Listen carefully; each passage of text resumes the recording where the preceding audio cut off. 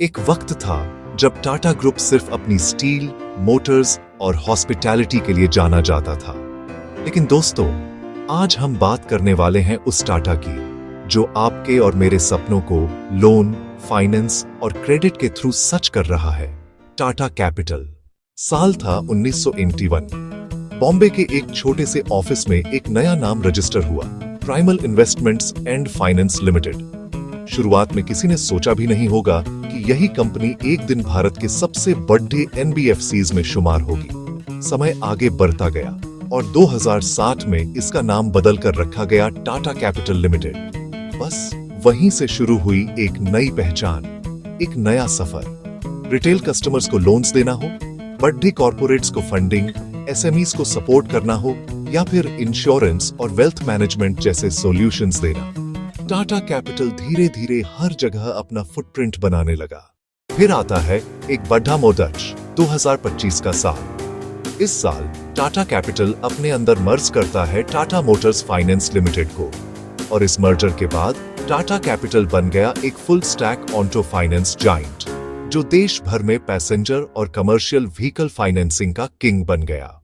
और अब यही कहानी एक नए मोड़ पर आती है, स्टॉक मार्केट के स्टेज पर। हाँ दोस्तों, अक्टूबर 2025 में भारत का शेयर बाजार एक नई कहानी लिखने वाला है जब टाटा कैपिटल अपना आईपीओ लेकर आ रहा है। यह आईपीओ होगा RS 1511 करोड़ डीएच का मेगा इशू, जिसमें 2 चैप्टर्स होंगे। एक fresh issue RS 6 crore DH का और दूसरा offer for sale RS 665 crore DH का। जो इन्वेस्टर्स इस कहानी में हिस्सा लेना चाहते हैं उनके लिए मिनिमम टिकट है एक लॉट 40 शेयर्स, जिसका खर्चा होगा लगभग RS 14,996। आईपीओ खुलेगा 6 अक्टूबर को, बंद होगा 8 अक्टूबर को और लिस्टिंग होगी 13 अक्टूबर को BSE और NSE दोनों पर। लेकिन सिर्फ आईपीओ की कहानी समझकर फायदा नहीं, इंडस्ट्री का बैकग्राउंड भी समझना जरूरी है। एनबीएफसीज यानी नॉन बैंकिंग फाइनेंशियल कंपनीज। सोचिए, साल 2000 में इनका AUM सिर्फ RS 2 ट्रिलियन था और 2025 तक बढ़कर हो गया RS 48 ट्रिलियन। एकदम मीटियोरिक राइज। और क्राइजल का कहना है कि अगले 3 साल तक ये सेक्टर 15-17% के CAGR से ग्रो करेगा। मतलब कहानी अभी खत्म नहीं हुई, अभी तो असली कहानी शुरू हुई है। इस कहानी के बड़ी डेटी प्लेयर्स हैं Bajaj finance, Shriram finance, Cholamandalam, L&T finance और इनके बीच एक स्ट्रांग नाम, टाटा कैपिटल।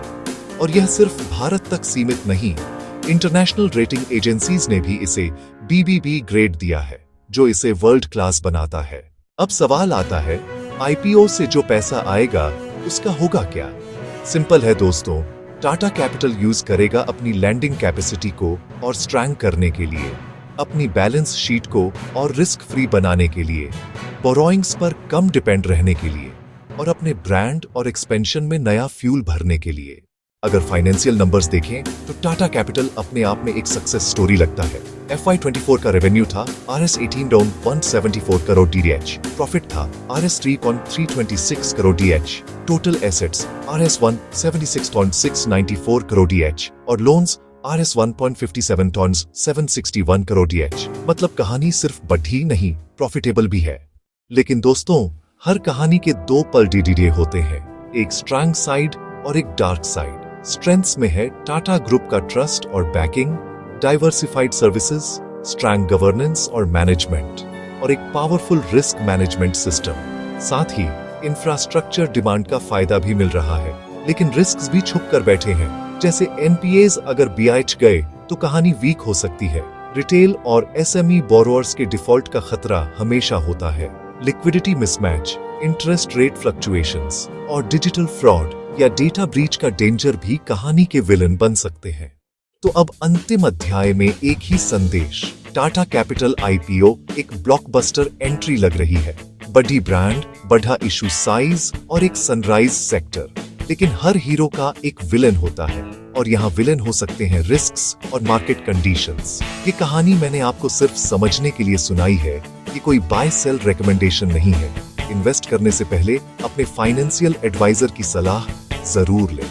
और अब आप बताओ, आपको क्या लगता है, टाटा कैपिटल आईपीओ एक गोल्डन अपॉर्चुनिटी है या रिस्की एडवेंचर? अपनी राय कमेंट्स में जरूर लिखना। ये थी कहानी टाटा कैपिटल आईपीओ की।